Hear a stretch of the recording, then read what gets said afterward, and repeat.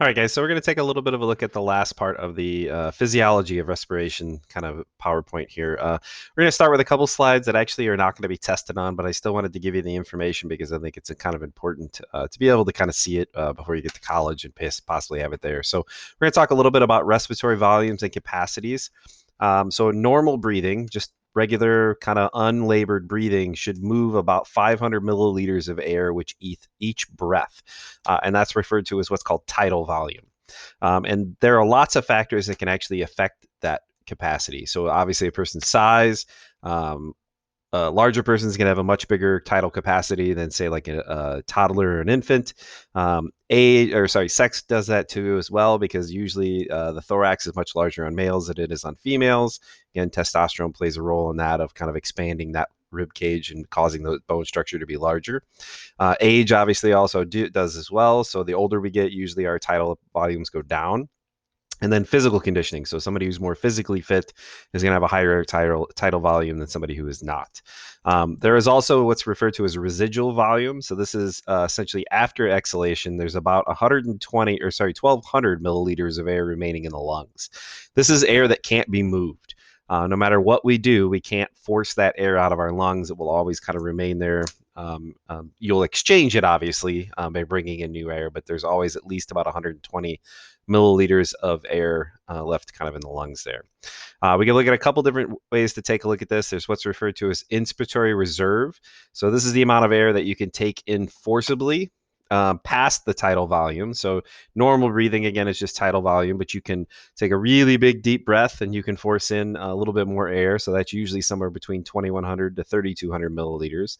And then obviously then there is expiratory reserve. So this is the amount of air that you can forcibly exhale. And it's approximately about 1,200 milliliters. So there's a little bit of some things you can kind of play with there. Residual volume, then again, we just talked about that. That's about 1,200 milliliters. This is what's left in the lungs even after a forced exhalation or inhalation. And then vital capacity. So the amount of air exchange. So this is vital capacity. There's a little bit of an equation. You guys don't need it for the test, but essentially it is tidal volume plus inspiratory volume plus expiratory volume gives you essentially a person's vital capacity. Dead space, again, the amount of air that remains in conduction zone that never reaches the alveoli is about 150 milliliters. We just can't fit that much air in those little sacs at the end, so there's always a little bit of residual air that doesn't make it there.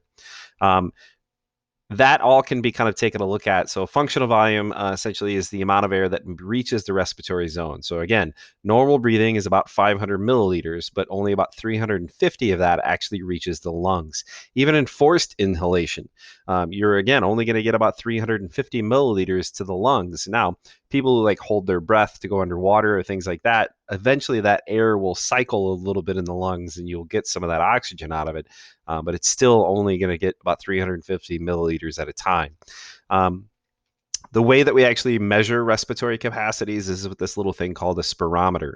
If you've ever had surgery or been in the hospital for a long period of time, you might have seen this little device or been given one of them.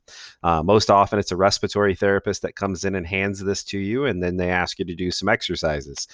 They set a little goal mark of how far and you should be able to breathe, and it should go up with both inhalation as well as exhalation. All right. This is a little bit more fancier model. It's more digital kind of in reading. But again, if you've ever had any kind of surgery or been in the hospital for a period of time, you probably have seen one of these. Okay.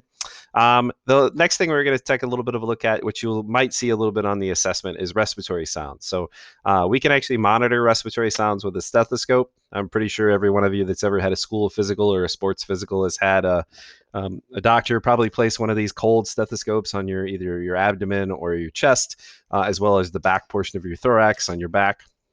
And what they're looking for is bronchial sounds. So what you'll hear is air rushing through the trachea and bronchi. And it sounds very similar to as if you were to put a straw up to your ear on a windy day outside. You hear this kind of rushing of air back and forth, sort of like it sounds like it's in a tube. And you're also going to get what's referred to as vesicular breathing sounds.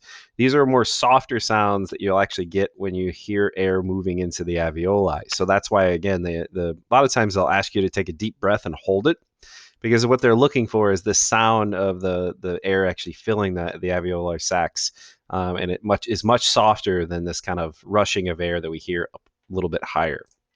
Okay.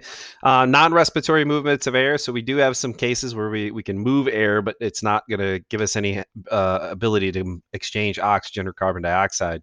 And most of these guys are simply reflexes or sometimes voluntary actions that we can do on our own.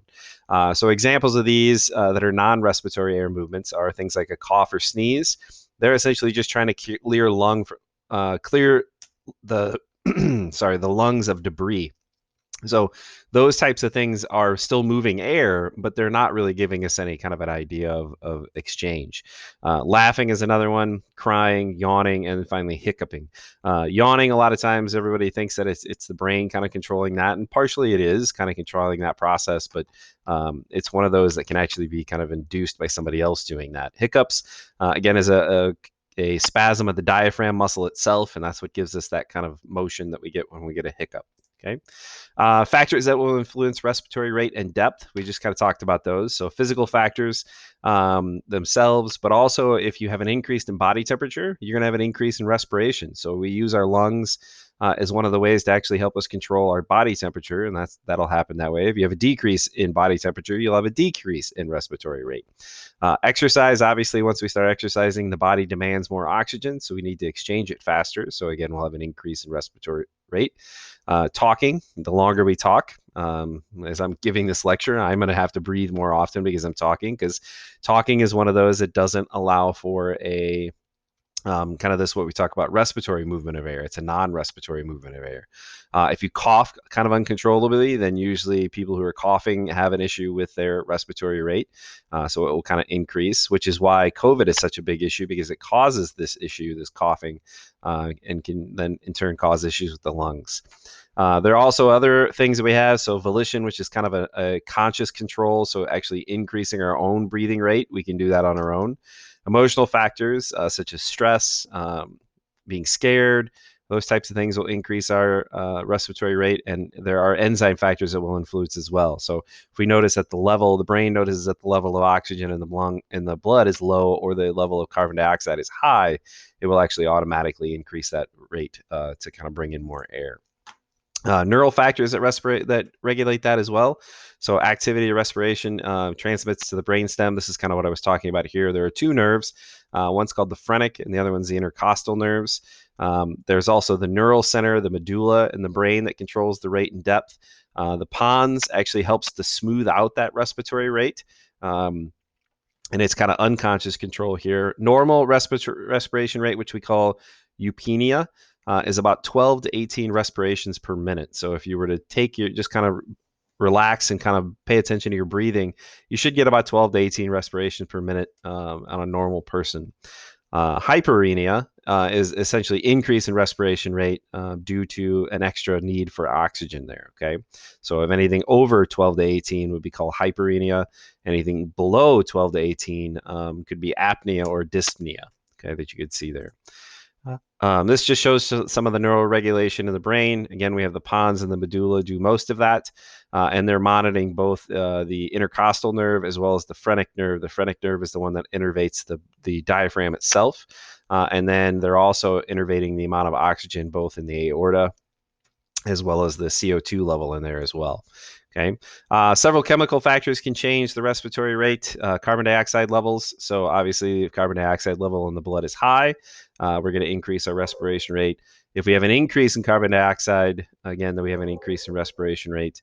And then any change in carbon dioxide will act directly on that medulla oblongata. So the medulla is really trying to kind of measure that rate there. Okay. Other chemical factors, obviously, the opposite of that would be true as well. So oxygen, changes in oxygen level will be detected, and then we'll have a change in respiration rate. And again, the medulla is the one that kind of tracks that for us. Okay. All right, we're going to go ahead and stop there. We'll pick up with disorders tomorrow and finish things up. We got a test coming up on Thursday. I'll try to get the review item posted so you guys can kind of see that. And hopefully we'll kind of get through the rest of this here pretty quickly.